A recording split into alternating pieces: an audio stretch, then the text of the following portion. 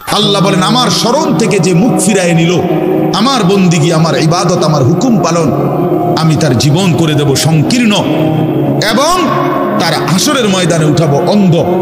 এই জীবন সংকীর্ণ করার একাধিক তাফসির, এর মধ্যে একটা তাফসির হলো এইটা যে আল্লাহ জীবন সংকীর্ণ করে দিবে মানে তার কবরের মধ্যে তার কবরটাকে একেবারে সংকীর্ণ করে দিবে। আল্লাহ রসুল বলছে নাফরমানের কবর রাইখা যখন ফেরেশতা চলে যাবে, কবর ডান পাশের মাটি তারে একটা চাপ দিবে বাম দিকে, বাম দিকের মাটি এক ডান দিকে, আল্লাহর কসম ডান পাশের হাড্ডি পাঁজর ভাঙ্গা ডান দিকে বাম দিকে চলে যাবে, বাম দিকের হাড্ডি পাঁজর ভাঙ্গা। রাসূলুল্লাহ সাল্লাল্লাহু আলাইহি ওয়াসাল্লাম বলছে বন্ধু দেখেন হাত্তা তাখতালিফা আদলাউহু, এই দুই আঙ্গুল যেভাবে এভাবে একটার ভিতরে ঢুকে গেছে, খোদার কসম ডান পাশের হাড্ডি পাঁজর বাম পাশের হাড্ডি পাঁজর এইভাবে একটার ভিতরে ঢুকে যাবে। এইটার অর্থ এটা। হ্যাঁ, রাসূলুল্লাহ সাল্লাল্লাহু আলাইহি ওয়াসাল্লাম একদিন হযরত বারা ইবনে আযিব রাদিয়াল্লাহু তাআলা আনহু থেকে বর্ণিত, নবীজি একদিন এক সাহাবীর জানাজা পড়তে গেছেন। জানাজা পড়তে গিয়ে খালি কবরের সামনে কিছুক্ষণ দাঁড়াইছেন, তখনও ওনারে কবরে রাখে নাই, জানাজাও পড়ায় নাই। নবীজি আগে গিয়া কবরটার সামনে দাঁড়াইছে। হযরত বারা ইবনে আযিব বলেন আমরা নবীজির সাথে ছিলাম, আল্লাহর নবী সাল্লাল্লাহু আলাইহি সাল্লাম কবরের খালি এই কবর দেখা অঝরে কাঁদতে শুরু করছে। আমরা সবাই সাহাবীরা নবীজির সাথে কাঁদতে শুরু করলাম। অনেকক্ষণ কাইদা নবীজি চোখের পানি মুইছা আজীব কথা বলছে নবী। রাসূলুল্লাহ সাল্লাল্লাহু আলাইহি ওয়াসাল্লাম সাহাবীদেরকে লক্ষ্য করে বলছে ইয়া ইখওয়ানি লিমিসলি হাদা ফাআইদ্দু, আমার বন্ধুরা আমার সাথীরা এই কবরে যাওয়ার জন্য তোমরাও রেডি হও। ফাআইদ্দু, তোমরাও প্রস্তুতি নাও, অচিরেই তুমি আমি সবাই এই কবরেই পৌঁছে যাইতে হবে। রাসূলুল্লাহ সাল্লাল্লাহু আলাইহি ওয়াসাল্লাম বলছে প্রিয় বন্ধু আমার, জওয়ান সাথী আমার, সামান্য এই কয়েকটি দিনের জওয়ানি নষ্ট না করা, নষ্ট না করা, কোনোভাবেই নষ্ট না করা। তো এই জন্য বললাম এই সূরা মুলক এটা আল্লাহ তাআলা অত্যন্ত ফজিলতপূর্ণ একটি সূরা। রাসূলুল্লাহ সাল্লাল্লাহু আলাইহি ওয়াসাল্লাম বলছেন এটা কবরের আযাব থেকে রক্ষা করবে। এই সূরা নিয়মিত তাফসীরের মধ্যে আমি নিজে পড়ছি, তাফসীরে কুরতুবীতে আছে। আল্লাহর নবী সাল্লাল্লাহু আলাইহি ওয়াসাল্লাম বলেন লাওয়াদিতু, নবীজি বলেন আমার দিলের আশা, আমার দিলের তামান্না, আমার উম্মতের প্রতিটা মুমিন তার কলিজার ভিতরে তার জবানে এই সূরা মুলক থাকুক, সূরা মুলক থাকুক। অর্থাৎ রাসূলুল্লাহ সাল্লাল্লাহু আলাইহি ওয়াসাল্লাম বলতেন আমার প্রতিটা মুমিন বান্দা উম্মত যেন এই সূরা মুলক তেলাওয়াত করে, যেন কবরের আযাব থেকে রক্ষা পায়। নবীজি 5 ওয়াক্ত নামাজের পরে, আল্লাহর কসম ভাই এখানে অনেক ওলামায়ে কেরাম আছে, আপনি জিজ্ঞাসা করুন, নবীজি 5 ওয়াক্ত নামাজের পরে, সরদারে দু আলম নবীর তো কোনো গুনাহ নাই, তিনি নিষ্পাপ, তিনি তো জান্নাত উদ্বোধন করবেন। আনা আউয়ালু মান ইয়াকরাউ বাবাল জান্নাহ, নবী বলছে আমি সেই মুহাম্মদ যে প্রথম জান্নাতের দরজা আমি নাড়ব, জান্নাতের কড়া নাড়ব আমি মুহাম্মদ। ভিতর থেকে ফেরেশতা বলবে আপনি কে? আমি বলবো মুহাম্মদ।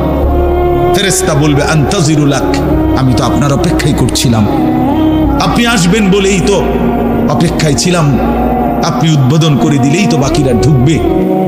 তো সেই নবী যিনি জান্নাত উদ্বোধন করবেন, তিনি 5 ওয়াক্ত নামাজের পরে ভাইয়া প্রতিদিন তিনি যেই কথাটা দোয়া করতেন, এর মধ্যে একটা দোয়া এটা, আল্লাহুম্মা ইন্নী আউযু বিকা মিন আযাবিল কবর ওয়া মিন ফিতনাতিল কবর ওয়া মিন ফিতনাতিল মাসীহিদ দাজ্জাল ওয়া মিন ফিতনাতিল মাহইয়া ওয়াল মামাত।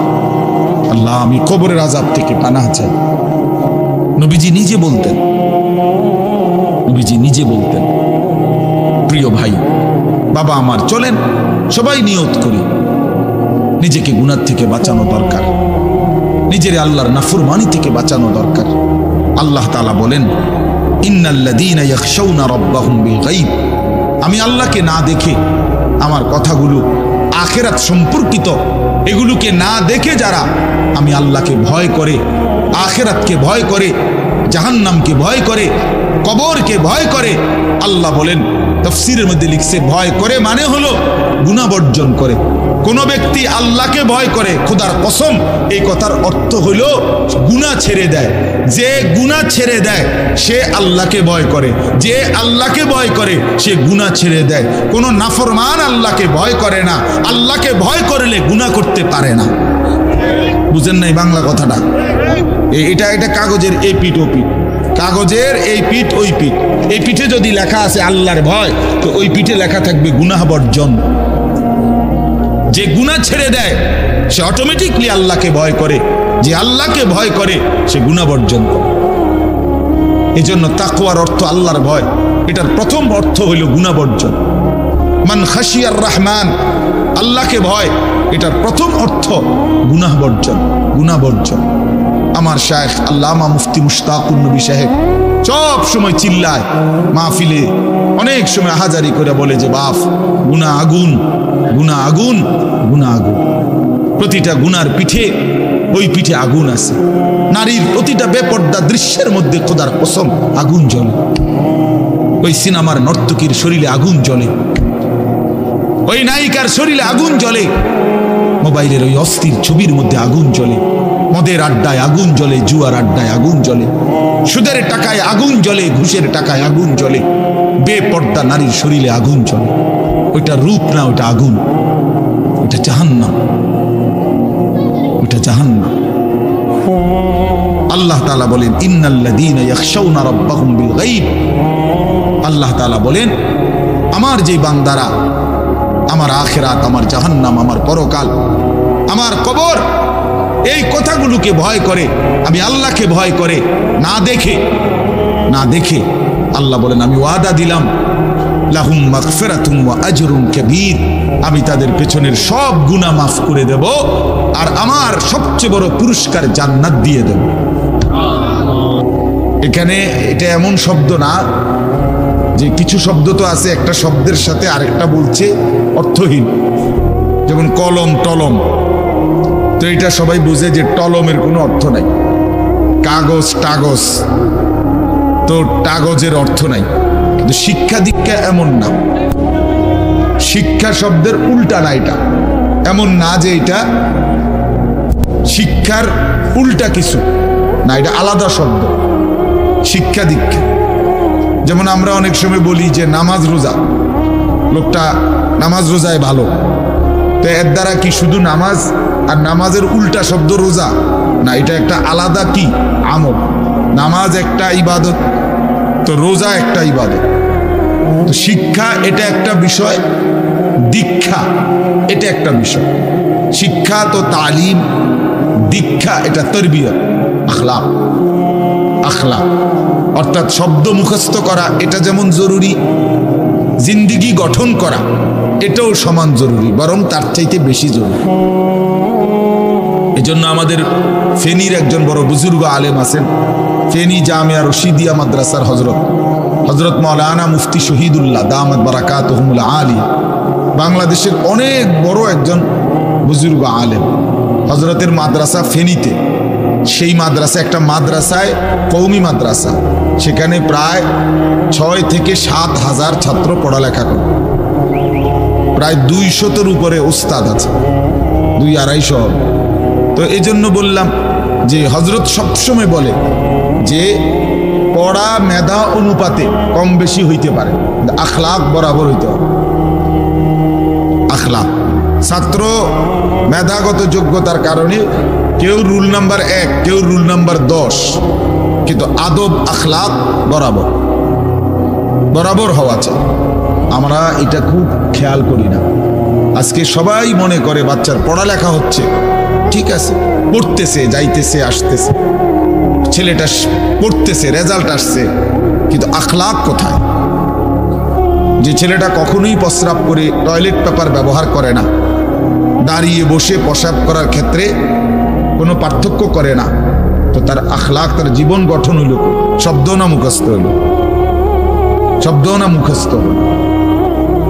যে ছেলেটা তার মোবাইলের মধ্যে রাত দিন নাচ গান ছবি জিনা ব্যভিচারের দৃশ্য, অথবা শুধু শুধু অনর্থক মোবাইলটা টিপলো। তো পড়া তো মুখস্থ করলো, কিন্তু আখলাক কই হইল? আখলাক কই হইল? 3 বছরের বাচ্চার হাতে মোবাইল দিয়ে দিছে, 2 বছরের বাচ্চার হাতে অভিভাবক মোবাইল দিয়ে দিছে। মানে খামখেয়ালির এক জিন্দিগি। এক সন্তান গঠন কিভাবে করতে হয় মুসলমান তাও জানেন, তাও জানেন। বাচ্চাকে টেলিভিশনের হাতে তুলে দিছে, টেলিভিশন দেখে দেখে শেখো। বাচ্চাতে সমবয়সীদের হাতে তুলে দিছে, যে সমবয়সী বন্ধুদের সাথে আড্ডা দিতে দিতে যা শেখো শেখো। এটা কখনোই কি না, নিয়ম না। রাসূলুল্লাহ সাল্লাল্লাহু আলাইহি ওয়াসাল্লাম বলছেন, কুল্লু মাউলুদিন ইউলাদু আলাল ফিতরা, প্রত্যেকটি মানব সন্তান আল্লাহকে মানার শতভাগ যোগ্যতা নিয়ে পৃথিবীতে ভূমিষ্ঠ হয়। কোরআন শরীফে আল্লাহ তাআলা বলছেন, ফিতরাতাল্লাহিল্লাতী ফাতারান নাসা আলাইহা, কোরআনের আয়াত। আল্লাহ তাআলা বলেন, দিন মানার পুরা যোগ্যতা দিয়েই আমি আল্লাহ মানুষকে সৃষ্টি করেছি। আল্লাহ তাআলা এমন একটি হুকুম করে নাই, এমন একটা বিষয় নিষেধ করে নাই যা পালন করার যোগ্যতা কিংবা বর্জন করার যোগ্যতা আল্লাহর বান্দার শরীরের মধ্যে নাই, এমন কোনো বিধান নেই। আমার মধ্যে রুকু করার যোগ্যতাই নাই, অথচ আমারে রুকু করতে বলছে, অথচ আমার কোমর বাঁকা হয় না, বিষয়টা এমন না। আমি সেজদাই দিতে পারি না, আমার হাঁটুও বাঁকা হয় না, কনুইও বাঁকা হয় না, কোমরও বাঁকা হয় না, অথচ আল্লাহ আমারে বললেন সেজদা দিতে। বিষয়টা কি এমন? কথা বুঝছেননি আমার কথাটা? আমারে বানাইলেন তাল গাছ, আমারে বলতেছেন সেজদা দিতে। এইটা বললে না জুলুম হইত? এটা বললে না জুলুম হইত? কিন্তু আল্লাহ তাআলা যতগুলো হুকুম করেছেন, যতগুলো নিষেধ করেছেন, প্রতিটা হুকুম পালন করা, প্রতিটা নিষেধ বর্জন করার 100 যোগ্যতা আল্লাহ তাআলা বান্দার শরীরের মধ্যে দিয়েছে। কোরআনুল কারীমের মধ্যে আছে, আল্লাহ তাআলা বলেন, বান্দা আমি তোমাকে বানিয়েছি নাবতালিহি, পরীক্ষা করার জন্য, আর পরীক্ষায় উত্তীর্ণ করার উপযোগী। ফাজআলনাহু সামিআম বাসীরা, আমি আল্লাহই তোমাকে শুনবার জন্য কান দিয়েছি, দেখবার জন্য চোখ দিয়েছি। তাফসীরের মধ্যে লিখছে, অর্থ হইল আমাকে মানবার পুরা যোগ্যতা সম্পূর্ণ শরীর দিয়েছি। ওযু, গোসল, নামাজ, রোজা, হালাল হারাম, পাক নাফাক সব কিছু বান্দা পালন করতে পারবে এমন যোগ্যতা দিয়ে তারে মানুষ বানাইছে। মানুষ হইবার পরে, মুসলমান হওয়ার পরে কেউ যদি বলে আল্লাহর এই হুকুম পালন করা আমার পক্ষে সম্ভব না, তাহলে এটা হইতে পারে তুমি ছাগল, মানুষ না। তুমি গরু ছাগল ছাড়া আর কিছু না, তুমি মূলত হাইওয়ান। ইনসান হইলে পারতা,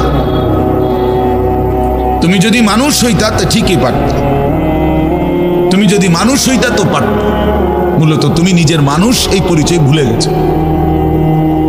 তো এই জন্য বাপ আল্লাহর নবী সাল্লাল্লাহু আলাইহি সাল্লাম বলেন, ফাআবাওয়াহু ইউহাব্বিদানিহি আও ইউনাসসিরানিহি আও ইউমাজ্জিসানিহি, মা বাপ সন্তানকে ইহুদি বানিয়ে দেয়, অথবা খ্রিস্টান বানিয়ে দেয়, অথবা অগ্নি পূজক বানিয়ে দেয়। সরাসরি হাদিস, বাবা মা নষ্ট করে দেয় সন্তান। রাসূলুল্লাহ সাল্লাল্লাহু আলাইহি সাল্লাম বলছে, বাবা মা 3 বছরের বাচ্চাটা ছোট্টবেলা থেকেই ঘরে টেলিভিশন দেখে, রঙিন সিনেমা দেখে, নাটক সিনেমা দেখে, তারে এটা শিখাইবার ক্ষেত্রে কে ব্যবস্থা করে দিল? তার মা বাপ। এ তো 3 বছরের বাচ্চা বাজার থেকে কিনে আনে নাই, টেলিভিশনে এত বড় এটা তো বাচ্চাটা আনে নাই, এটা তো তার অভিভাবক আছে। এই 3 বছরের বাচ্চাটারে কার্টুন দেখার জন্য, গেমস খেলার জন্য এত বড় মোবাইলটা, এটা তো তার বাবাই দিছে, অথবা তার মা, তার দুলা ভাই, তার বড় ভাই, তার চাচা, এমন কেউ একজন তার হাতে তুলে দিছে। এজন্য আমি সবসময় বলি, যেই মা বাপ, অভিভাবক সন্তানের, অপ্রাপ্তবয়স্ক সন্তানের হাতে এই বড় মোবাইলগুলো তুলে দেয়, এই মা বাবার চাইতে বড় জালেম আর কেউ নেই। ওরা নিজ হাতে সন্তানকে গলা টিপে হত্যা করে ফেল, ধ্বংস করে দিল, বরবাদ করে দিল, বরবাদ করে দিস। অসংখ্য অভিভাবক আমাদেরকেও তো বলে, বাচ্চা হুজুর খায় না, ঘুমায় না, বাচ্চা মোবাইল না দেখতে না দিলে খায়ও না, ঘুমায়ও না, কান্দে, শুধু কান্দে কান্দে। তার এই বদ অভ্যাস কে বানাইল? আর দ্বিতীয় কথা হলো কান্দলে কি হয়েছে? কোনো বাচ্চা যদি কান্দে তো কান্দলে কি মরে যায় মানুষ? তো হেতে কান্দুক, কান্দলে কি হয়েছে? কানতে কানতে সে একসময় থেমে যাবে। 3 বার পরে 4 বারের পরে সে বুঝে নিবে যে এটা আমারে দিবে না। কথা বোঝেন নাই? কাঁদতে কাঁদতে নলে 3 বার কাঁদলো, 4 বার কাঁদলো, 10 বার কাঁদলো, একটা পর্যায়ে সে বুঝবে যে এটা আর আমারে দিবে না, এটা আমারে দিবে না। এই জন্য বাপ আমার এটা খেয়াল করা চাই। আমি এই কথাটা শুরু করছি এই কথার থেকে যে কোরআন সুন্নাহর ইলমের জন্য আদব জরুরি। এক তো আপনি শুনলেন প্রতি সপ্তাহে জুমার বয়ান হয়, ইমাম সাহেব কইতে পারবো ইমাম সাহেব কি কয়, আমনে আমনের মতো হুজুর হুজুরের মতো না। এই শুধু এতটুকুর জন্য আসা যাওয়া, আল্লাহর কথা শোনা, যে কি শুনলাম কিছুই বুঝলাম না, নিজের জন্য কিছুই গ্রহণ করলাম না, এটা ইনসাফ না। আল্লাহর কোরআন জিন্দেগি বদলাবার জন্য, আমাদের জীবনের পরিবর্তনের জন্য আসছে, পরিবর্তনের জন্য। কোরআনুল কারীমের প্রতি অক্ষর নূর, কোরআনুল কারীমের প্রতি অক্ষর হুদান হেদায়েত, কোরআনুল কারীমের প্রতি অক্ষর মাউইজা উপদেশ, কোরআনুল কারীমের প্রতি অক্ষর বুশরা সুসংবাদ, কোরআনুল কারীমের প্রতি অক্ষর বাসায়ের অন্তর্দৃষ্টি সম্পূর্ণ জ্ঞান, কোরআনুল কারীমের প্রতি অক্ষর আহসানাল হাদিস সর্বশ্রেষ্ঠ কথা, কোরআনুল কারীমের প্রতি শব্দ মুতাশাবিহান সাদৃশ্যপূর্ণ, কোরআনুল কারীমের প্রতি শব্দ মাসানি বারবার তেলাওয়াতকৃত পাঠকৃত। কোরআনুল কারীমের অসংখ্য বৈশিষ্ট্য আল্লাহ তাআলা কোরআনে উল্লেখ করেছেন। মা ফাররাতনা ফিল কিতাবে মিন শাই, আল্লাহ বলেন একটা বিষয়ের আলোচনা আমি বাদ দেই নাই কোরআনের মধ্যে। ওয়া নাযালনা আলাইকাল কিতাবা তিবয়ানান লিকুল্লি শাই, বন্ধু আমি আপনার উপরে যে কোরআন নাজিল করেছি তার সমস্ত কিছুর বিস্তারিত বর্ণনা। এজন্য বদনসিব ওই সন্তান, ওই অভিভাবক দুর্ভাগা যে মুসলমান পরিচয় দেওয়ার পরেও নিজ সন্তানকে আল্লাহর কোরআন দেখে দেখেও পড়তে জানে না। আল্লাহর কোরআন দেখে দেখে ছোট বাচ্চা হাফেজে কোরআন হয়েছে, এই মাত্র দেখছেন আমরা হাফেজে কোরআন হয়েছে। মুসলমানের সন্তান আল্লাহর কোরআন 30 পারা কলিজার মধ্যে গ্রহণ করছে। আর কি পরিমাণ দুর্ভাগা মুসলমান! আল্লাহর দেওয়া চোখ, আল্লাহর দেওয়া জিহ্বা। আল্লাহ কোরআনে বলছে আলাম নাজআল লাহু আইনাইন, বান্দা আমি কি 2টা চোখ দেই নাই? ওয়া লিসানান, আমি কি জিহ্বা দেই নাই? ওয়া শাফাতাইন, 2টা ঠোঁট কি আমি দেই নাই? হাসরের ময়দানে আল্লাহ তাআলা জিজ্ঞেস করবে বান্দা আমার দেওয়া 2টা চোখ, আমার দেওয়ার জিহ্বা, আমার দেওয়া ঠোঁট, এত লক্ষ কথা বললা, এত কিছু দেখলা, এত শব্দ উচ্চারণ করলা, পৃথিবীর কত লক্ষ কথা তুমি জীবনে বললা, অথচ আমার কালাম সর্বশ্রেষ্ঠ আসমানি কিতাব মালিকের এই কোরআন, এটা একটু দেখে দেখেও পড়তে পারো না, এর চাইতে বড় বদনসিব আর কে হইতে পারে? এজন্য আমি পরিষ্কার বলি সবসময়, আল্লাহর কোরআন যেই মুসলমান দেখে দেখেও শুদ্ধ পড়তে পারে না, আমার দৃষ্টিতে ওই লোকটা বোবা। আপনি বোবা, মূলত দোস্ত তুমি বোবা। বাকি কথাগুলো না বললেও চলতো, বাকি কথাগুলো না বললেও চলতো, এই পৃথিবী ভোগ করা যেত। বোবা মানুষ যারা, তারা কথা না বলতে পারলেও ভাতও খাইতে পারে, ঘুমও যাইতে পারে, পেশাব পায়খানাও করে, বিয়েও করে, বোবা মানুষের বাচ্চা কাচ্চাও হয়। এরকম দেখছেননি কখনো? না, কথা বলেন না কেন? তাহলে বোবায়ও তো পৃথিবী ভোগ করে। তাইলে বোঝা গেল দুনিয়ার এই ভাত মাছ বিয়া বউ, দুনিয়ার এই যৌন চাহিদা পূরণ আর পেশাব পায়খানার ঘুম, এটুকুর জন্য কথা না বললেও চলতো, অন্ধ হইলেও চলতো, অন্ধ হইলেও চলতো, চোখে না দেখলেও কত মানুষ পৃথিবী ভোগ করতেছে। তাহলে যে জবান আল্লাহর দেওয়া, যে চোখ আল্লাহর দেওয়া, সেই মালিকের কালাম দেখে দেখেও পড়তে পারলাম না। 16 বছর বাচ্চাটা পড়লো, অথবা আপনি পড়াইলেন, একবারও ভাবলেন না হায় আমার সন্তানকে আমি কি পড়াইলাম? একবারও মনে করলেন না বাফেরই কি হইলো, সন্তানের বা কি হলো? হায় মুসলমান, বাপও তো ছিল মুসলমান, ছেলেটাও তো মুসলমান। না বাপের একবার মনে পড়লো, না ছেলের একবার মনে পড়লো, না মায়ের একবার মনে পড়লো, না ছেলেটার একবার মনে পড়লো যে আমার মালিকের কোরআন পড়তে পারি না। পৃথিবীর কত পড়া, দরকারি বেদরকারি মিলাইয়া পৃথিবীর বাকি সমস্ত পড়ালেখার মধ্যে প্রয়োজনীয় অপ্রয়োজনীয় কথার মিশ্রণ। কিছু কথা দরকারি আছে, কিছু কথা বেদরকারি আছে। সমস্ত বাংলা বইয়ের মধ্যে দরকারি কথাও আছে, বেদরকারি কথাও আছে। ইংরেজি বইয়ের মধ্যে দরকারি কথাও আছে, বেদরকারি কথাও আছে। কথা বলেন, হ্যাঁ? রোদ হচ্ছে, বৃষ্টি হচ্ছে, খেকশিয়ালের বিয়ে হচ্ছে, এটা কোনো দরকারি কথা হলো? এটা কিছু শিখার কিছু? এটা হাট্টিমা টিম টিম তারা মাঠে পারে ডিম, এটা কি? এটা কোনো শিখার কিছু? হ্যাঁ? আগডুম বাগডুম গোড়াডুম সাজে, আগডুম কি বাগডুম কি? তার বাপের 14 গোষ্ঠী কইতে পারবো না আগডুম কি যে লিখছে এটা। অনর্থক কথা। Two little black birds sitting on a wall, one called Peter, one called Paul. দুইটা কাউয়া একটা ওয়ালের মধ্যে বসছে, একটা কাউয়ার নাম হলো পিটার আর একটা কাউয়ার নাম হলো পল।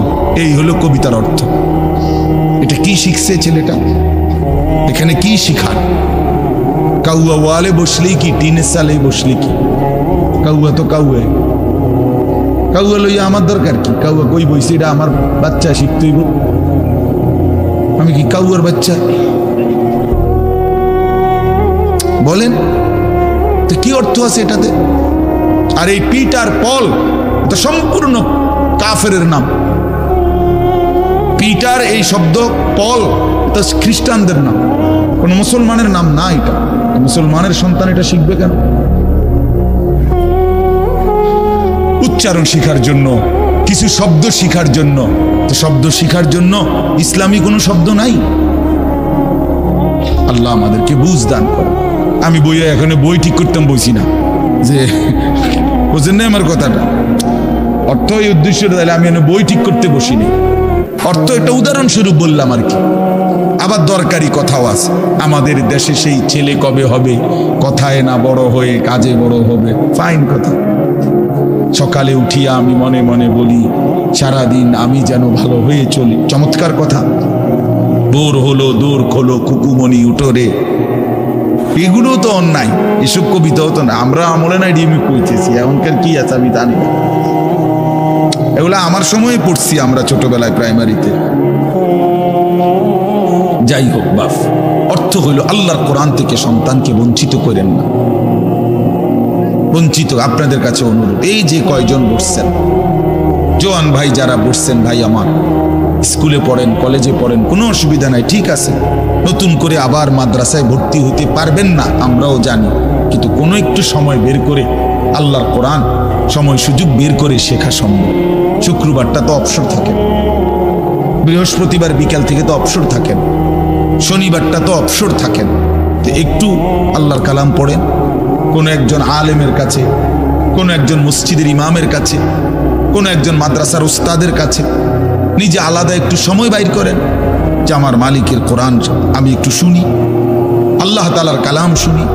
আহা, কোরআনুল কারীমের নূর। এটা যে শুনলো না, সে শুনলোটা কি?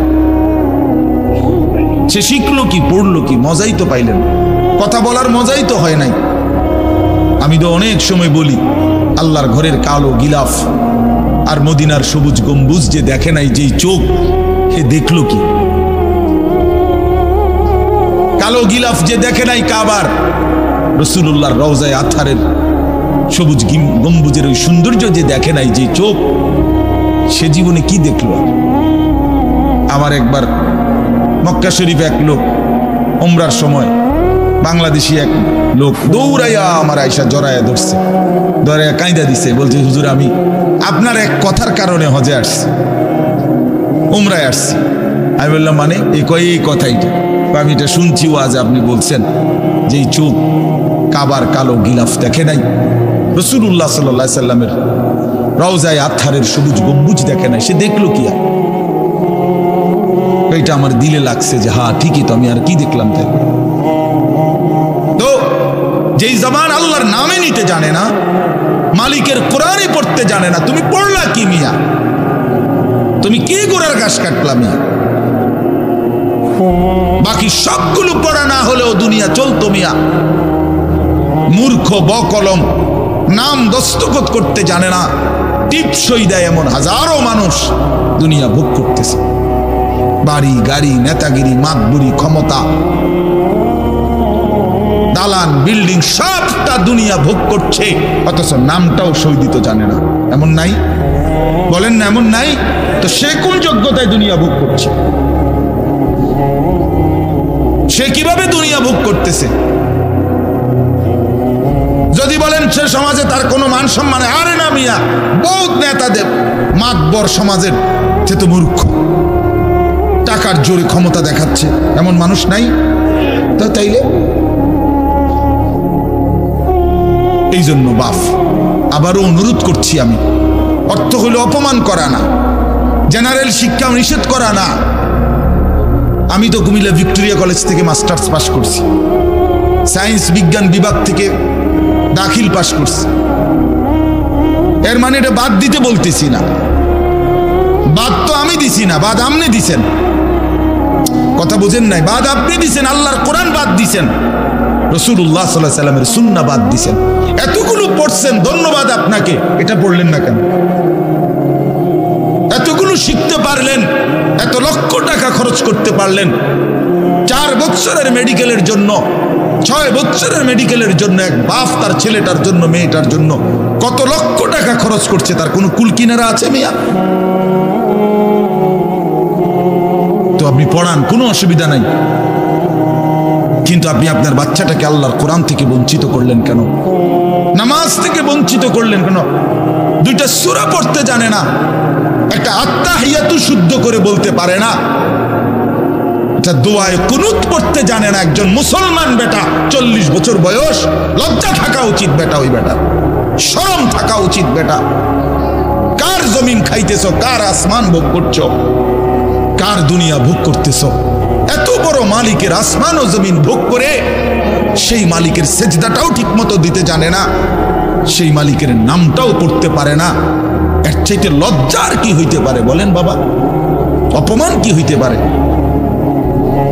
আল্লাহ আমাদেরকে বিবেক দান করেন, আল্লাহ আমাদেরকে বিবেক দান করেন। বিবেক থাকা চাই, বিবেক থাকা চাই। কোরআনুল কারীমের মধ্যে আছে, আল্লাহ তাআলা বলছে, একটা সাংঘাতিক কথা আছে কোরআন শরীফে, ফাবিআইয়ি হাদিসিন বা'দাহু ইউমিনুন। আমার দিল নড়ে কোরআনের এই আয়াত শুনলে, কলিজা শুদ্ধা কাইপা ওঠে।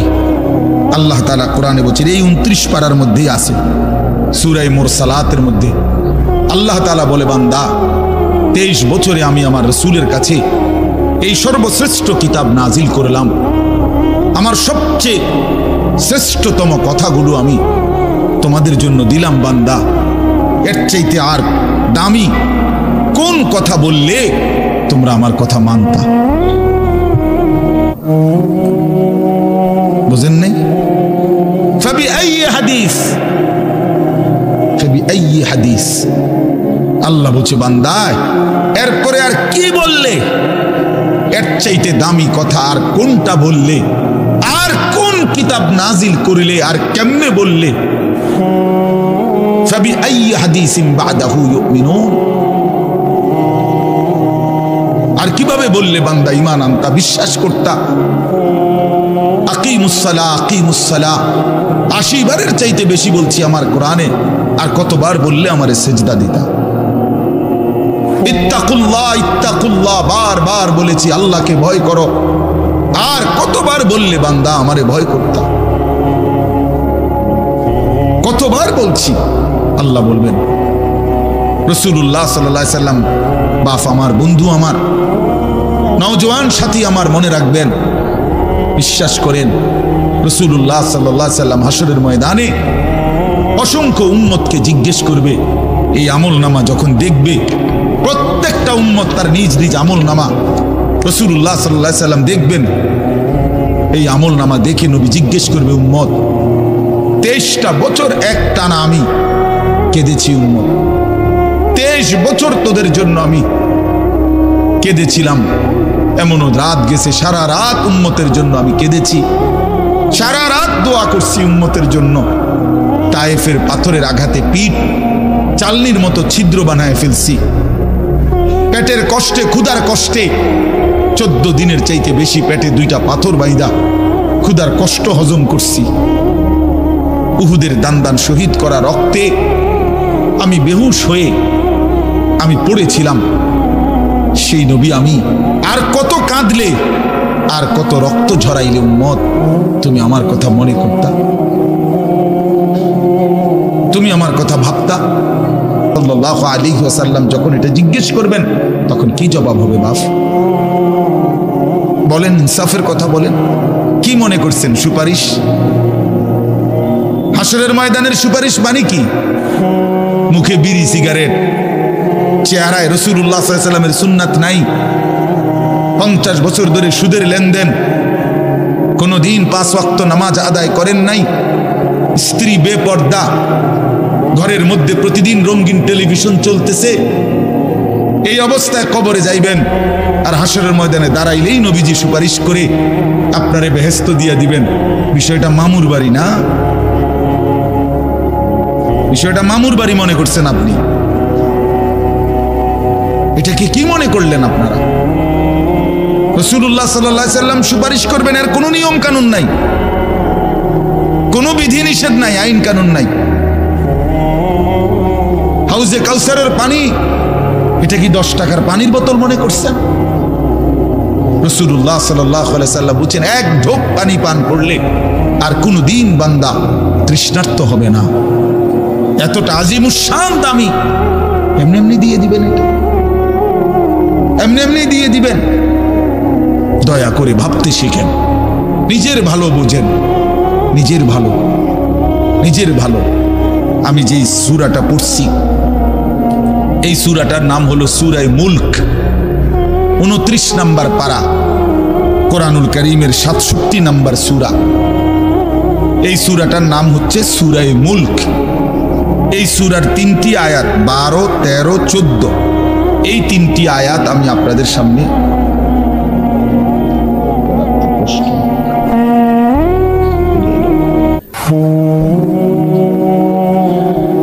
এই 3টি আয়াত আমি তেলাওয়াত করছি। এই আর অল্প একটু সময়ের মধ্যে আমি আপনাদের সামনে এই 3টা আয়াতকে সামনে রেখে কয়েকটা আর কথা বলতে চাই। প্রথম কথা, আপনারা রাগ হইয়েন না আমার, আমি আপনাদেরই অঞ্চলের মানুষ, এখন আপনারাও আমার, আমিও আপনাদের। আল্লাহর কোরআন শিখেন। আমার কথা হলো, আমি বলি না যে সবাই সব জেনারেল পড়া বন্ধ করে দেন, অর্থগুলো আপনি একটু সময় বাইর করেন। কথা, যারা চাকরি করেন, ব্যবসা করেন, বুড়া মানুষেরও অনেক, বয়স্ক লোক কইলে হুজুর না আর কইয়া লাভ নাই, এই বয়সও না নাই, বিড়ি খাই না বয়স আছে।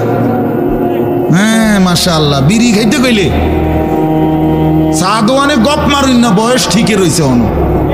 হ্যাঁ, এখনো টেলিভিশন 3 ঘন্টা চাইতে কইলে মাশাআল্লাহ কাকুর শরীরে বল আছে। মানুষের বেডির নাচ দেখবো, এতে কোনো লজ্জা শরম নাই। দুনিয়া ভোগ করতে বললে, ভাত খাইছে মাত্র, এখন যদি বলেন আবার আপেল খাইবেন নি, হদ পেঁয়াজু খাইবেন নি, চা দোকানে গেছে আর আবার খাবে। দুনিয়া পুরাটা ভোগ করবে। 90 বছরও দুনিয়া ফুরায় না, 90 বছরও আখেরাত মনে পড়ে না। আফসোসের ব্যাপার মিয়া। আল্লাহ বলছে কোরআনে, আলাম ইয়ানি লিল্লাযীনা আমানু আন তাখশা কুলুবুহুম লিযিকরিল্লাহ। এই আমার ইমানদার বান্দা, আমায় আল্লাহর ভয়ে, আমার স্মরণের জন্য, আমার বন্দেগীর জন্য তোমার দিলটা নরম হওয়ার সময় আজও কি হয়নি বান্দা? 365 দিনে, খোদার একটা বছরে যে কোনো দিন ফজরের নামাজ পড়লা না যুবক, তোমারে যেন আল্লাহ ডেকে বলে, হায় বান্দা, তাহলে কি আর কোনো দিন নামাজ পড়বা না? 30 বছর ধরে যে কোনো দিন সুদের লেনদেন ছাড়লেন না, হারাম রোজগার করেই গেলেন, আল্লাহ তাআলা যেন ডেকে বলে, বান্দা, তাহলে এই নাফরমানি কি আর কোনোদিন ছাড়বা না বান্দা? সিদ্ধান্ত নিয়ে ফেলছো তাইলে আজীবন সুদের উপরেই থাকবা, আজীবন মিথ্যার উপরেই থাকবা। তাহলে কি বান্দা এই ফয়সালা নিয়ে ফেলছো? আজীবন কাস্টমার ঠকাইয়েই যাইবা, ওজনে কমই দিয়ে যাবা। তাহলে কি এই ফয়সালা নিয়ে নিছো তোমার বিবি আজীবন বেপরদাই থাকবে? তোমার ঘরে অহরহ প্রতিনিয়ত রঙিন টেলিভিশন চলবে নিয়মিত, এই ফয়সালা তোমার? ঠিক আছে বান্দা, কুলু ওয়া তামাত্তাউ কালিলান ইন্নাকুম মুজরিমুন। কোরআন শরীফের আয়াত। আল্লাহ বলছে নাফরমান বান্দা, খাও, দুনিয়া ভোগ করো কিছুক্ষণের জন্য, শুধু মনে রেখো ইন্নাকুম মুজরিমুন, তুমি কিন্তু পাপী। এই কথাটা শুধু মনে রাখো, বাকিটা পরে হইব, ভাত খাও। হ্যাঁ হ্যাঁ, কোরআন শরীফের আয়াত এটা। কুলু ওয়া তামাত্তাউ কালিলান ইন্নাকুম মুজরিমুন। আল্লাহ যেন বলে 8টার সময় যেই নাফরমান নাস্তা খাইতে বসে, আল্লাহ বলে বান্দা খা, কোনো অসুবিধা নাই, শুধু মনে রাখিস বেঈমান ফজরের নামাজ পড়ো নাই। কথা কান শুধু মনে রাখো, পরে হইব অন খাও। রাত 10টা বাজে যেই নাফরমান ভাত খাইতে বসছে, আল্লাহ তাআলা যেন ডাক দিয়ে বলছে বেঈমান খা, ভাত খা, খানা আমি আটকাইতাম না, শুধু মনে রাখিস এশার নামাজ পড়স নাই, ভাত খা বেঈমান। খানা আটকাবো না, খানা আমি জন্তু জানোয়াররাও খাওয়াই, তোরে খাওয়াবো না কেন? খানা আমি কুকুর বিড়ালরেও খাওয়াই, খানা আমি গরু ছাগলরেও খাওয়াই, তোরে দেব না কেন বান্দা? খা, শুধু মনে রাখবি ইন্না আ'তাদনা লিল কাফিরিনা সালাসিলা ওয়া আগলালাম ওয়া সাইরা। আল্লাহ বলে প্রতিটা নাফরমানের জন্য আমি রেডি রাখছি আগুনের শিকল এবং আগুনের বেড়ি এবং জাহান্নামের আগুন। 1 নাম্বার 70 জিরাআন, 70 হাত লম্বা আগুনের শিকল দিয়ে জাহান্নামীকে হাসরের ময়দানে আল্লাহর ফেরেশতা বাঁধ দিবে। 1 2 নাম্বার 2টা হাত। দোস্ত দেখেন শুধু আমার দিকে, সূরা ইয়াসিনে আছে ইন্না জাআলনা ফি আ'নাকিহিম আগলালান ফাহিয়া ইলাল আদকানি ফাহুম মুকমাউন। এটার অর্থ হলো এই যে হাসরের ময়দানে প্রত্যেকটা পাপী নাফরমানকে ফেরেশতা 2 হাত আলগি দিয়া এইভাবে ঘাড়ের সাথে বাঁধ দিয়া ধইরা এই 2 থুতনির নিচে 2 হাত এভাবে দিয়া এইভাবে বাঁধ দিয়া, আল্লাহর কসম, রব্বে কাবার কসম করে বলবে, এইভাবে বাঁধ দিবে। আর কোনদিন বেঈমান চোখটাও নিচের দিকে নামাইতে পারবে না, কারণ এই থুতনি তো উঠাই দিছে উপরের দিকে, এটা দিয়ে ঠেলা দিয়া। এইটা অর্থ হলো আগলাল। এই আয়াতের সূরা ইয়াসিনের এই আয়াতের অর্থ এটাই, ইন্না জাআলনা ফি আ'নাকিহিম আগলালান।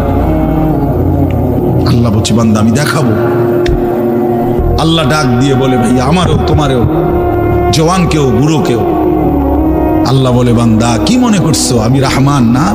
ঠিক আছে, তুমি কি এটা শোনো নাই আমি যে কাহ্হার? তুমি তো শুনছো আমি রাহিম, তুমি কি শোনো নাই আমি জব্বার? আমি যুনতিকাম, আমি প্রতিশোধ গ্রহণকারী, আমি সারিউল হিসাব, দ্রুত হিসাবকারী, আমি জব্বার, আমি প্রবল প্রতাপান্বিত, কাহ্হার, আমি মুতাকাব্বির, আমি বারি। তুমি জানো না আমার একটা নাম শুনলা, আমার দয়ার নামটা শুনলা, আমি যে শাস্তি দেব সেটা শোনো নাই? কি ভাইয়া, কোরআনুল কারীমের মধ্যে জান্নাতের বর্ণনা যেমন আছে, জাহান্নামের বর্ণনা নাই? কথা বলেন না কেন? তো সেগুলো কার জন্য? সেগুলো কার জন্য? মা সালাকাকুম ফি সাকার ক্বালু লাম নাকু মিনাল মুসাল্লিন। একবারে সোজা বাংলা দেখেন, জাহান্নামী জাহান্নামে চিৎকার করবে, জাহান্নামের ফেরেশতা ডাক দিয়ে বলবে বেঈমান জাহান্নামে কেন আসলি? ক্বালু লাম নাকু মিনাল মুসাল্লিন। নাফরমান বলবে বন্ধু ফেরেশতা ভাই আমি দুনিয়াতে নামাজি ছিলাম না। কি ছিলাম না? সরাসরি কোরআনের আয়াত। আল্লাহ বলেন ওয়াইলুন ইয়াউমাইদিল লিল মুকাদ্দিবিন। সমস্ত মিথ্যাবাদী নাফরমান পাপীদের জন্য সেদিন জাহান্নাম। যদি বলেন কেমন নাফরমান মাওলা? আল্লাহ বলেন ওয়া ইদা কিলা লাহুমুরকাউ লা ইয়ারকাউন। দুনিয়ায় এই নাফরমানকে যতবার বলা হয়েছিল রুকু করতে, সেজদা করতে, নামাজ পড়তে, বেঈমান নামাজ পড়ে নাই, এজন্য জাহান্নাম। কুরআনুল কারীমে আল্লাহ বলছেন কাল্লা ইদা বালাগাতিত তারাকি, নাফরমানের মৃত্যুর সময় যখন আসবে, মালাকুল মউত আজরাইল তারে যখন ডাক দিবে, আইয়াতুহান নাফসুল খাবিসা, প্রতিটা পাপী নাফরমানের জান কবজের সময় আজরাইল যখন ডাক দিয়ে বলবে, হে খবিস আত্মা বের হ, উখরুজি বের হ, আত্মাটা বের হতে চাইবে না। আল্লাহর নবী বলেন কসম বাবা, নবীজি বলে মালাকুল মউত আজরাইল খাপ করে ধইরা কলজা থেকে রূহটা একটা টান দিয়া ছিঁড়া ফেলবে, একটা টান দিয়া ছিঁড়া ফেলবে। এরপরে রূহটা কণ্ঠনালীর কাছে এসে আটকায় যাবে। কাল্লা ইদা বালাগাতিত তারাকি, তারাকি মানে কণ্ঠনালী। ফালাউলা ইদা বালাগাতিল হুলকুম ওয়া আনতুম হিনা ইদিন তানজুরুন, এটার অর্থ এটাই। হুলকুম মানে এই কণ্ঠনালী, বের হতে চাইবে না রূহ। আজরাইল তখন ধরে টাইনা হেসরাইয়া ছিঁড়া ছিন্ন ভিন্ন করে বেঈমান নাফরমানের কলজা ছিঁড়া ফেলবে, রূহ ছিঁড়ে ফেলবে, এরপরে শরীর থেকে বের করে নিয়ে আসবে। আরে বন্ধু, এই কোরআনে আছে, আল্লাহ নিজে বলছে এমন নির্মম মৃত্যু হলো কেন, এই নাফরমানের মউত এত কঠিন হলো কেন, তার কলজা ছিঁড়া ফেলছে, রূহ ছিঁড়ে ফেলছে, এমন মৃত্যু হলো কেন? আল্লাহর কসম বাপ আমারেও বলি, আপনারেও বলি, আল্লাহ কোরআনে সরাসরি বলছে এমন ভয়ানক মৃত্যু হলো কেন? ফালা সাদ্দাকা ওয়ালা সাল্লা, কারণ এই নাফরমান আমি আল্লাহর কথায় বিশ্বাস করে নাই, ওয়ালা সাল্লা, এবং নামাজ পড়ে নাই, নামাজ পড়ে নাই, নামাজ পড়ে। হ্যাঁ, বেনামাজি সন্তান মনে রাখো, বাদ বুকা খাইতে এলে খুব মাতবর, মোবাইল একখান টিপে, মোটরসাইকেল একখান চালায়। হ্যাঁ, বাহ বাহ বাহ বাহ বাহ বাহ, আর কি, আর ধরে কে? আমার একটা মোটরসাইকেল আছে, আমার একটা মোবাইল আছে, আমার কিছু বন্ধু আছে যারা আমার সারাক্ষণ অসৎ সঙ্গ দেয়। যখনই আমার সমস্ত নাফরমানি মন চায়, কিছু অসৎ বন্ধু মিলে যায়, যে বন্ধুরা আমার সারাক্ষণ চরিত্রহীনতা শিখায়, অসভ্যতা, নোংরামি, অশ্লীলতা, বেহায়াপনা শিখায়। এমন কিছু বন্ধু যার মিলে গেছে, একটা মোটরসাইকেল মিলে গেছে, একটা মোবাইল মিলে গেছে, তো নারীর ছবি, আড্ডা, জিনা, ব্যভিচারের দৃশ্য, মদের আড্ডা, জুয়ার আড্ডা, নারীর আড্ডা, নারীর আলাপ, অথবা মোবাইলের অস্থির ছবি দেখা, এই জিন্দিগি মুসলমান? এর জন্যই আল্লাহ তাআলা আমাদেরকে মুসলমানের ঘরে বানাইছিলেন। এই জন্যই আমার বাবা মুসলমান, এই জন্যই আমার মা মুসলমান। আল্লাহ আপনি মাফ করে দেন। ইনসাফের সাথে ভাইবেন। অনেক নওজোয়ান ভাই, সবাইরে অনুরোধ করলাম, দোস্ত আমার, ইনসাফের সাথে ভাইবেন, নিজেরে নষ্ট করেন না।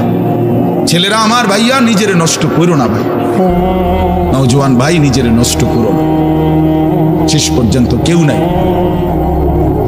শেষ পর্যন্ত একদিন, দিন শেষে, রাত শেষে দেখবেন আমার সাথে কেউ নেই, আমি একাই, আমি একাই। একদিন কবর আমারে সব সম্পর্ক ছিন্ন করে দিবে, একদিন মৃত্যু আমাকে সব ভুলায় দিবে, সব ভুলায় দিবে। তো এই সূরাটার নাম হলো সূরা মুলক। এটা কোরআন শরীফের অত্যন্ত ফজিলতপূর্ণ একটা সূরা। মাত্র 30টা আয়াত এই সূরার মধ্যে। আল্লাহ নবী সাল্লাল্লাহু আলাইহি ওয়াসাল্লাম বলছেন, এই সূরাটি যে নিয়মিত তেলাওয়াত করবে, আল্লাহ নবী বলেন, তুমজিহি মিন আযাবিল কবর, এই সূরা মুলক তাকে কবরের আযাব থেকে রক্ষা করবে। এটাই সূরার ফজিলত। এজন্য আলহামদুলিল্লাহ উলামায়ে কেরাম, আমাদের মাদ্রাসাগুলোর তালিবে ইলম এবং আল্লাহওয়ালা বুজুর্গানে দ্বীন সব সময় রাত্রিবেলা ঘুমের আগে আগেই এই সূরা মুলক তেলাওয়াত করে। এই 4-5 মিনিট সময় লাগে, কিন্তু এই সূরার বড় ফজিলত হলো, আল্লাহ নবী সাল্লাল্লাহু আলাইহি সাল্লাম বলেন, এই সূরা কবরের আযাব থেকে রক্ষা করবে, কবরের আযাব থেকে রক্ষা করবে। আমার ভাই, আমার বন্ধু, রাসূলুল্লাহ সাল্লাল্লাহু আলাইহি সাল্লামের অগণিত হাদিস এই কথার প্রমাণ করে যে কবরে আযাব হবে। হাসরের আযাব তো আছেই, জাহান্নামের আযাব তো আছেই, কবরেও আযাব হবে। মেন বিচার তো হবে হাসরের ময়দানে, তার আগেই আযাব হবে কবর। আপনারা সহজ বাংলায় বুঝবেন।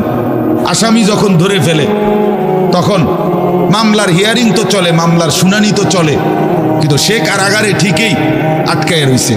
কারাগারের কষ্ট যন্ত্রণা সে হাজতি হিসাবে ভোগ করতে থাকে। আবার যখন মামলার রায় হয় তখন সে আবার আসামির পরে হিসাব পড়ে, কিন্তু কষ্ট লাঞ্ছনা এটা তো তার শুরু হয়ে যায়। যদিও এখনো বিচার শেষ হয় নাই, বিচার প্রক্রিয়া দিন 10 দিন 50 দিন 20 দিন 1 মাস পর পর মামলার ডেট পরে শুনানি হয়, কিন্তু সে তো থাকে কারাগারে, সে তো থাকে কারাগারে। তো আল্লাহ পাক রব্বুল আলামিন বলেন নাফরমান সে তো হাসরের ময়দানে বিচার হবে চূড়ান্ত, কিন্তু কবর থেকেই আযাব শুরু, কবর থেকেই আযাব শুরু। রাসূলুল্লাহ সাল্লাল্লাহু আলাইহি সাল্লাম খুব বেশি হাদিসের মধ্যে আছে, একজন বিখ্যাত সাহাবী, আপনারা সবাই ওনার নাম জানেন, ইসলামের তৃতীয় খলিফা হযরত ওসমান রাদিয়াল্লাহু তাআলা আনহু। কিতাবের মধ্যে আছে, আমরা নিজে আত-তাযকিরা, আমার কাছে কিতাব আছে আরবি, ইমাম কুরতুবী রাহমাতুল্লাহ আলাইহির লিখিত কিতাব, ওখানে আছে হযরত ওসমান রাদিয়াল্লাহু তাআলা আনহু যখন কোনো কবরের সামনে দাঁড়াইতেন তো প্রচন্ড কাঁদতেন, ভীষণ কাঁদতেন, হাত্তা ইয়াবুল্লা লিহিয়াতাহু, কাঁদতে কাঁদতে উনার দাড়ি ভিজে যেত। তো উনার সাথীরা জিজ্ঞেস করতেন, হযরত আপনি জাহান্নামের কথা বললেও এত কাঁদেন না, অথচ কবর দেখলে এভাবে কাঁদেন কেন? তো তিনি বলতেন, ইন্নাল কবরা আউয়ালু মানাজিল আখিরাহ, শোনো কবর হচ্ছে আখিরাতের প্রথম ঘাঁটি। ফা ইন নাজা মিনহু ফামা বাদাহু আইসারু মিনহু, যদি কোনো ব্যক্তি এই কবরের ঘাঁটিতে বাইচা যায় পরবর্তী সবগুলো ঘাঁটি তার জন্য সহজ। ওয়া ইন লাম ইয়ানজু মিনহু ফামা বাদাহু আশাদ্দু মিনহু, এই কবরে এই ঘাঁটিতে যে জিততে পারবে না, বাঁচতে পারবে না, তো পরবর্তী সবগুলো ঘাঁটি তার জন্য তার চাইতে বেশি কঠিন। এই কথার কারণে আমি ভয় পাই, কবর দেখলে আমার মনে পড়ে, হায় আমি এই কবরের আযাব থেকে বাঁচবো কিনা, এই ভয়ে আমার কাঁদতে থাকি। তো এরপরে তিনি বলছেন, হযরত ওসমান রাদিয়াল্লাহু তাআলা আনহু বর্ণনা করেন যে আল্লাহর নবী সাল্লাল্লাহু আলাইহি সাল্লাম বলছেন, আমার ভাই খেয়াল করে শুনেন, নবীজি নিজে বলছেন, আল্লাহ রাসূল সাল্লাল্লাহু আলাইহি সাল্লাম জীবনে কোনোদিন একটা শব্দ বানায়া বলছেন? কথা বলেন, অতিরিক্ত বলছেন, বেশতি বলছেন, শুধু ভয় দেখানোর জন্য বলছেন না, তামাশা করে বলছেন? এটা আপনাদের ইয়াকিন তো? কথা বলেন না। আল্লাহ নবী সাল্লাল্লাহু আলাইহি সাল্লাম বলেন, মা রাআইতু মানজারান কাত্তু ইল্লা ওয়াল কবরু আফজাউ মিনহু। রাসূলুল্লাহ বলেন, হযরত ওসমান বর্ণনা করেন যে আমি নবীজির জবানে শুনছি, নবীজি বলছেন, হে আমার উম্মত, আল্লাহর কসম উম্মত, কবরের চাইতে অধিক ভয়ানক কোন আযাবের দৃশ্য আমি রাসূল মুহাম্মদ দেখি নাই, আমি দেখি। রাসূলুল্লাহ সাল্লাল্লাহু আলাইহি সাল্লাম বলছেন, প্রিয় ভাই আমার, আল্লাহর নবী সাল্লাল্লাহু আলাইহি সাল্লামের সরাসরি হাদিস, যে ব্যক্তি খবরের 3টা প্রশ্নের জবাব দিতে পারবে না, রাসূলুল্লাহ সাল্লাল্লাহু আলাইহি সাল্লাম বলেন আল্লাহ তাআলার পক্ষ থেকে তখন ফেরেশতাদের কাছে ঘোষণা আসবে, আফরিশুহু মিনান নার ওয়ালবাসুহু মিনান নার ওয়াফতাহু লাহু বাবান ইলান নার। আমার এই নাফরমান বান্দার কবরে জাহান্নামের বিছানা বিছিয়ে দাও, জাহান্নামের পোশাক পরিয়ে দাও, আর জাহান্নাম বরাবর তার জন্য কবর থেকে দরজা খুলে দাও। ফেরেশতারা যখন এই কার্যক্রমটা শেষ করবে, প্রথম জাহান্নামের বিছানা বিছায় দিছে, পোশাক পরায় দিছে, জাহান্নাম বরাবর দরজা খুলে দিছে, আল্লাহর নবী সাল্লাল্লাহু আলাইহি ওয়াসাল্লাম বলেন, একজন ফেরেশতা এসে তখন ফায়ুদরাবু লাহু বিমিতরাকাতিন মিন হাদিদিন, নবীজি সাল্লাল্লাহু আলাইহি ওয়াসাল্লাম বলেন, তখন একটা লোহার হাতুড়ি, লোহার গুর্জ, লোহার হাতুড়ি দিয়ে একজন ফেরেশতা তাকে একটা আঘাত করবে। কি আঘাত? কোথায় আঘাত করবে? সরাসরি হাদিসের শব্দ, বরবাতান বাইনা উজনাইহি, তার 2 কান বরাবর একটা আঘাত করবে।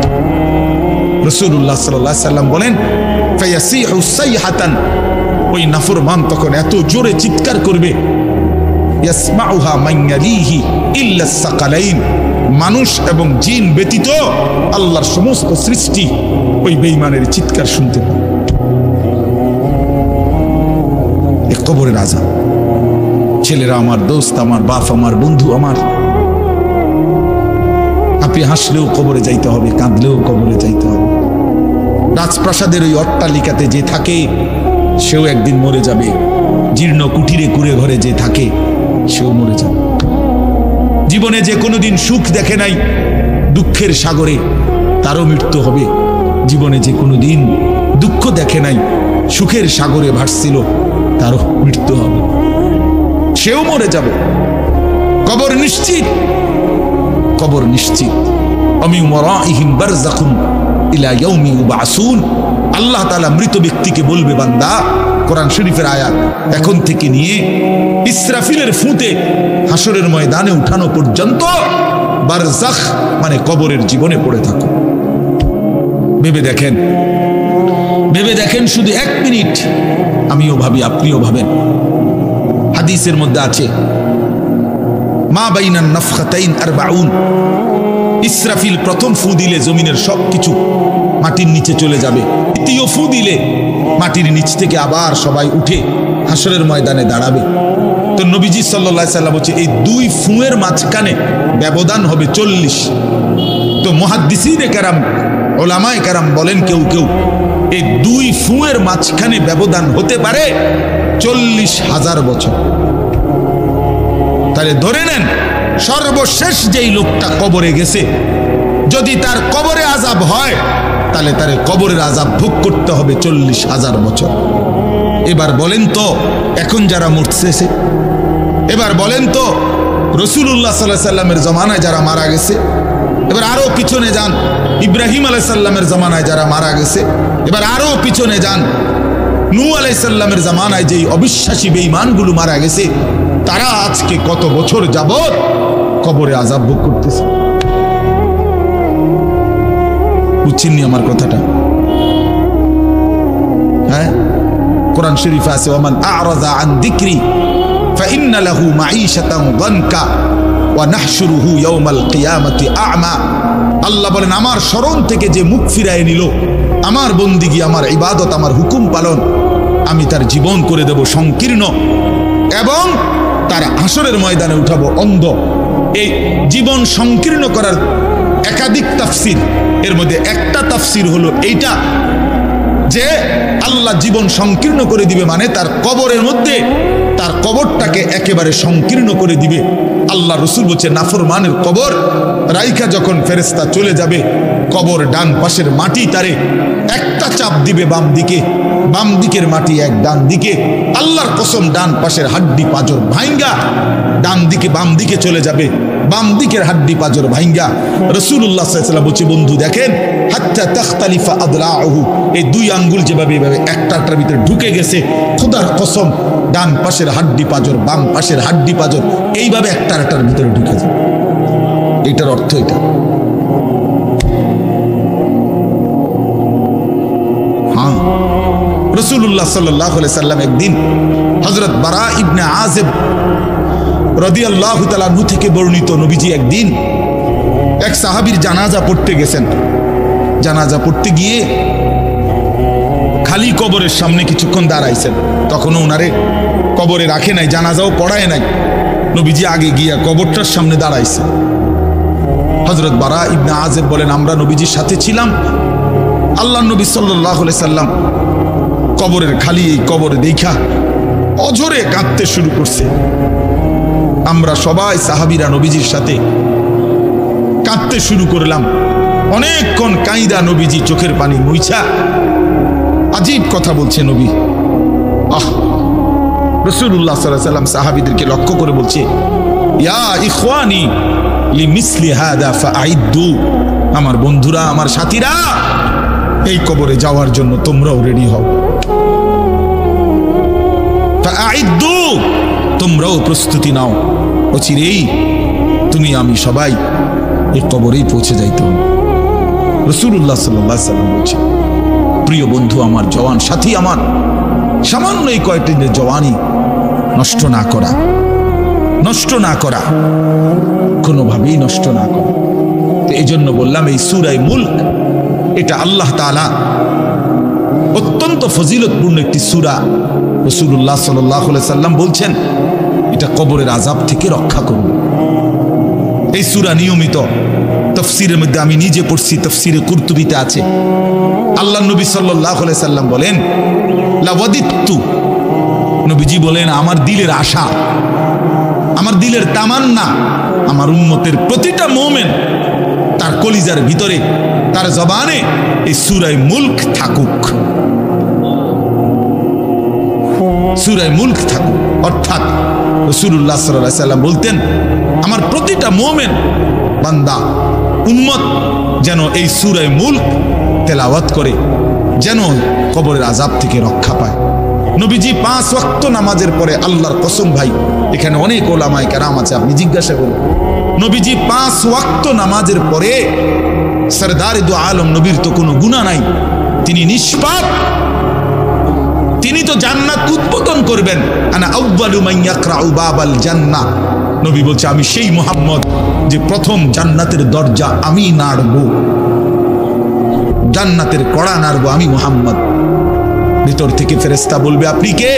আমি বলবো মুহাম্মদ। ফেরেশতা বলবে আনতাজিরু লাক, আমি তো আপনার অপেক্ষাই করছিলাম, আপনি আসবেন বলেই তো অপেক্ষায় ছিলাম, আপনি উদ্বোধন করে দিলেই তো বাকিরা ঢুকবে। তো সেই নবী যিনি জান্নাত উদ্বোধন করবেন, তিনি 5 ওয়াক্ত নামাজের পরে ভাইয়া প্রতিদিন তিনি যেই কথাটা দোয়া করতেন, এর মধ্যে একটা দোয়া এটা, আল্লাহুম্মা ইন্নী আউযু বিকা মিন আযাবিল কবর ওয়া মিন ফিতনাতিল কবর ওয়া মিন ফিতনাতিল মাসীহিদ দাজ্জাল ওয়া মিন ফিতনাতিল মাহইয়া ওয়াল মামাত। আল্লাহ আমি কবরের আযাব থেকে পানাহ চাই। নবীজি নিজে বলতেন। প্রিয় ভাই বাবা আমার, চলেন সবাই নিয়ত করি, নিজেকে গুনাহ থেকে বাঁচানো দরকার, নিজের আল্লাহর নাফরমানি থেকে বাঁচানো দরকার। আল্লাহ তাআলা বলেন ইন্নাল্লাযীনা ইয়াখশাউনা রাব্বাহুম বিল গায়ব, আমি আল্লাহকে না দেখে, আমার কথাগুলো আখিরাত সম্পর্কিত, এগুলোকে না দেখে যারা আমি আল্লাহকে ভয় করে, আখিরাতকে ভয় করে, জাহান্নামকে ভয় করে, কবরকে ভয় করে, আল্লাহ বলেন তাফসীরের মধ্যে লিখছে ভয় করে মানে হলো গুনাহ বর্জন করে। কোন ব্যক্তি আল্লাহকে ভয় করে, খোদার কসম এই কথার অর্থ হলো গুনাহ ছেড়ে দেয়। যে গুনাহ ছেড়ে দেয় সে আল্লাহকে ভয় করে, যে আল্লাহকে ভয় করে সে গুনাহ ছেড়ে দেয়। কোন নাফরমান আল্লাহকে ভয় করে না, আল্লাহকে ভয় করলে গুনাহ করতে পারে না। বুঝেন নাই বাংলা কথাটা? এটা কাগজের এই পিঠ ও পিঠ, কাগজের এই পিঠ ওই পিঠ। এই পিঠে যদি লেখা আছে আল্লাহর ভয়, তো ওই পিঠে লেখা থাকবে গুনাহ বর্জন। যে গুনাহ ছেড়ে দেয় সে অটোমেটিকলি আল্লাহকে ভয় করে, যে আল্লাহকে ভয় করে সে গুনাহ বর্জন করে। এই জন্য তাকওয়ার অর্থ আল্লাহর ভয়, এটার প্রথম অর্থ হইল গুনাহ বর্জন। মান খাশিয়ার রহমান, আল্লাহকে ভয়, এটার প্রথম অর্থ গুনাহ বর্জন, গুনাহ বর্জন। আমার শায়েখ আল্লামা মুফতি মুশতাকুন নবী সাহেব সব সময় চিল্লায় মাহফিলে, অনেক সময় হাজারি করে বলে যে বাপ গুনাহ আগুন, গুনাহ আগুন, গুনাহ আগুন। প্রতিটা গুনার পিঠে ওই পিঠে আগুন আছে। নারীর প্রতিটা বেপর্দা দৃশ্যের মধ্যে খোদার কসম আগুন জ্বলে। ওই সিনেমার নর্তকীর শরীরে আগুন জ্বলে, ওই নায়িকার শরীরে আগুন জ্বলে, মোবাইলের ওই অস্থির ছবির মধ্যে আগুন জ্বলে, মদের আড্ডায় আগুন জ্বলে, জুয়ার আড্ডায় আগুন জ্বলে, সুদের টাকায় আগুন জ্বলে, ঘুষের টাকায় আগুন জ্বলে, বেপর্দা নারীর শরীরে আগুন জ্বলে।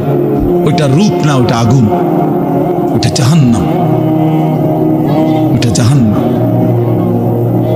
আল্লাহ তাআলা বলেন ইন্নাল্লাযীনা ইয়াখশাউনা রাব্বাহুম বিল গায়ব, আল্লাহ তাআলা বলেন আমার যে বান্দারা আমার আখিরাত, আমার জাহান্নাম, আমার পরকাল, আমার কবর, এই কথাগুলোকে ভয় করে, আমি আল্লাহকে ভয় করে, না দেখে আল্লাহ বলেন আমি ওয়াদা দিলাম লাহুম মাগফিরাতুম ওয়া আজরুন কাবীর, আমি তাদের পেছনের সব গুনাহ মাফ করে দেব আর আমার সবচেয়ে বড় পুরস্কার জান্নাত দিয়ে দেব।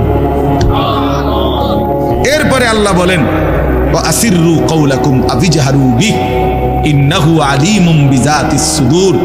মানুষের তিনটা অবস্থা কথার ক্ষেত্রে, মানুষ তার অভিব্যক্তির ক্ষেত্রে তিনটা অবস্থা হয়। মানুষ কখনো জোরে কথা বলে, মানুষ কখনো আস্তে কথা বলে গোপনে, আর কখনো মানুষ অন্তরে জল্পনা কল্পনা করে, ঠিক না? এই তিনটাই অবস্থা, তিনটাই অবস্থা। তো আল্লাহ তাআলা বলেন, এনে একটা ছোট্ট তাফসীরের মধ্যে আছে, মক্কার কুরাইশরা, কাফেররা নবীজির বিরুদ্ধে দিবানিশি ষড়যন্ত্র করত, বুঝছেন? তো ষড়যন্ত্র করতে বইলে মাঝে মধ্যে এই বেকুবরা বইলে কইতো, আস্তে কো, আস্তে, আস্তে কো বেড়া, আসিররু, আস্তে কথা বলো, কাই লা ইয়াসমা রব্বা মুহাম্মদ, মুহাম্মদের খোদা যেন শুনতে না পায়। শুনলে কি অসুবিধা হইব? হেরাই বলতো, শুনলে জিবরাইলের কাছে কইয়ে দিব, হে আবার মুহাম্মদের কাছে এসে করবো, একেবারে ফেঁসে করবো। হ্যাঁ, তাফসীরের মধ্যে আছে। আল্লাহ তাআলা বলেন, হায় হায় রে বেওকুফ, কি বললি, কি ভাবলি, আল্লাহরেই চিনলি না, আল্লাহকেই চিনলি। হ্যাঁ, অনেক নওজোয়ান হ্যাঁ বেচারা ইয়ারফোন লাগাইলে মনে করে কেউ শুনে না, না ইয়ারফোন লাগাইলে আর কি বুঝেন না, কানের মধ্যে দুইটা বল্টু লাগাইছে, খালাস, আর তো দুনিয়ার কেউ শুনে না। আরে না ফরমান, দুনিয়া কেউ শুনে না সেটা তো কথা না, আর শাজিমের মালিক তো শুনে। ওয়া আসিররু কাওলাকুম আবি জাহারু বিহি, রব্বুল আলামিন বলেন, তোমরা যদি আস্তে কথা বলো, আবি জাহারু বিহি, যদি জোরেও কথা বলো, ইন্নাহু আলিমুম বিযাতিস সুদূর, আল্লাহ বলে শুধু এই দুইটা না বান্দা, আস্তে বলো, জোরে বলো, অথবা অন্তরের ভিতরে যা লুকায়িত করো, আমি আল্লাহ সবটাই পুরাপুরি জানি। এরপরে শেষ অসাধারণ একটা যুক্তি আল্লাহ দেখাইছে, এই শেষ কথা আমার, আলা ইয়ালামু মান খালাক, আজীব কথা। আল্লাহ বলে, আচ্ছা বান্দা, তোমার আমি একটা কথা জিজ্ঞাই, তুমি আমার কথাটার উত্তর দাও। এর কথা কি তুমি বুঝো না যে আলা ইয়ালামু মান খালাকা, যে সৃষ্টি করলো, যে বানাইলো, তিনি জানবে না, তিনি বুঝবে না, তিনি শুনবে না, এটা তুমি কেমনে ভাবলা? তুমি কও, তোমার বিবেকে কি কও? এতটি ভাত খাইয়া বুঝিয়ে কথাটা বুঝলা না, এতদিন দুনিয়ার থেকে বুঝিয়ে কথাটা বুঝলা না। আলা ইয়ালামু মান খালাক, এই তৃতীয় আয়াত। আল্লাহ বলেন, যিনি সৃষ্টি করলেন তিনি জানবে না? যে কোম্পানি এটা বানাইছে সে জানে না এখান দিয়ে কথা বলে না, এখান দিয়ে কথা বলে? কথা বলেন না কেন? তো যিনি সৃষ্টি করলেন আল্লাহ, আমরা কি করছি না করছি তিনি আমাদের কথা জানবেন না? কথা বলেন না, বলেন না, শুনেন তিনি? আল্লাহ শুনেন কিনা, দেখেন কিনা, জানেন কিনা? ওহুয়াল লতীফুল খবীর, আল্লাহ বলেন তিনি সূক্ষ্ম থেকে সূক্ষ্ম, বিন্দু থেকে বিন্দু সেটাও জানেন। খবীর, পুরা সৃষ্টির খবর একসাথে তিনি পূর্ণ রাখেন, পূর্ণ রাখেন।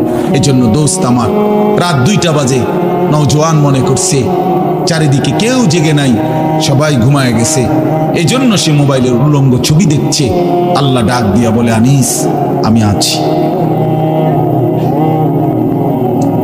মালিক ডাক দিয়া বলে, আলাম ইয়ালাম বিআন্নাল্লাহা ইয়ারা, তুমি কি এই ভেবেছো তুমি জানো না বান্দা, আমি যে সারাক্ষণ তোমাকে দেখি। আল্লাহ তাআলা রাতেও দেখে, দিনেও দেখে, একাকীও দেখে, প্রকাশ্যও দেখে, অন্ধকারেও দেখে, আলোতেও দেখে। 7 আসমানের উপরে কোন ফেরেশতা হাঁটলেও মালিক দেখে, 7 তবক জমিনের নিচে কোন পিঁপড়া হাঁটলেও মালিক দেখে। আটলান্টিক মহাসাগরের যে প্রাণী গভীর তলদেশে, আল্লাহ তাকেও দেখে। হিমালয়ের সুউচ্চ চূড়ায় যে প্রাণী, আল্লাহ তাকেও দেখে, তাকেও দেখে। ওয়া ইয়ালামু মা ফিল বাররি ওয়াল বাহর, জলে স্থলে যা আছে আল্লাহ বলেন সব তিনি জানেন। ওয়া মা তাসকুতু মিন ওয়ারাকাতিন ইল্লা ইয়ালামুহা, একটা গাছের পাতাও যদি পড়ে আল্লাহ বলেন আমি তাও জানি। ওয়ালা হাব্বাতিন ফি যুলুমাতিল আরদ, মাটির তলদেশে যেই চারা দানা বীজ তোমরা রোপণ করছো, বপন করছো, আল্লাহ বলে কোন দানা কোন চারা আমি তাও জানি। ওয়ালা রাতবিন ওয়ালা ইয়াবিসিন, শুকনায় কি আছে ভিজাতে কি আছে আমি সব জানি। ইল্লা ফি কিতাবিম মুবিন। ওহ, মালিক বলে শুধু জানি না রে বান্দা, বরং আমি সব কিছু আমার তাকদীরে লৌহে মাহফুজের মধ্যে স্পষ্ট করে লিখে রাখছি, লিখে রেখেছি। অতএব বাপ আমার, বন্ধু আমার, দয়া করে মেহেরবানি করে এই মাহফিলগুলো আসলে আপনাদের কাছে কোনো 23 বছরের পুরা ইসলাম বুঝানো, একদিনে 1 ঘন্টা, এটা না। অর্থ হলো বিবেকটা জাগানো, অনুভূতিটা একটু জাগানো, ঠিক না? একটু যেন মানসিকতাটা বাড়ে, একটু মানসিকতাটা যেন পারে। দুনিয়া ভুলেন, আখেরাত ফিকির করে, আখেরাতের ফিকির করে, আখেরাতের ফিকির করে। যুবক ভাই নিজের ক্ষতি করেন না, নওজোয়ান ভাই নিজের ক্ষতি করেন। আল্লাহর ওয়াস্তে ভাইয়া, চরিত্রহীনতার এই জিন্দেগি সুখ দেয় না। কোনো পাপী সুখে নাই, কোনো হারামখোর, কোনো মদখোর, কোনো গাঁজাখোর, ফুট্টাখোর, বাবাখোর, ডাইলখোর, ইয়াবাখোর, একটা নাফরমান সুখে নাই, সুখে নাই। কোন বেপরদা নারী সুখে নাই।